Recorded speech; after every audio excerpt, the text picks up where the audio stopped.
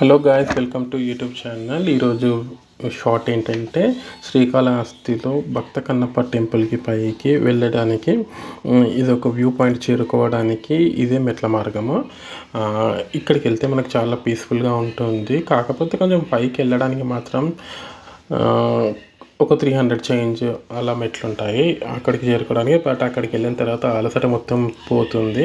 And Srikalahasti temple వచ్చేసి తిరుపతి నుంచి ఒక 40 కిలోమీటర్స్ డిస్టెన్స్లో ఉంటుంది. ఈ గుడికి ప్రత్యేకత ఏంటంటే మనకు జాతక దోషాలు, రాహుకేతు దోషాలు ఏవైనా ఉన్నా చాలా సింపుల్గా 500 టికెట్లను చేంజ్ చేసుకోవచ్చు, దోష నివారణ చేసుకోవచ్చు. అండ్ వన్ మోర్ థింగ్ అయితే ఇక్కడ చాలా ప్రత్యేకత ఉంటుంది. ఇక్కడ వాయులింగం ఉంటుంది. మనకు లింగం పక్కన ఉన్న శివాలయంలో లింగం పక్కన ఉన్న జ్యోతి మాత్రం ఎప్పుడూ కదులుతూనే ఉంటుంది. అది చాలా ప్రత్యేకత. మీరు ఎప్పుడైనా వెళ్ళినప్పుడు గమనించండి.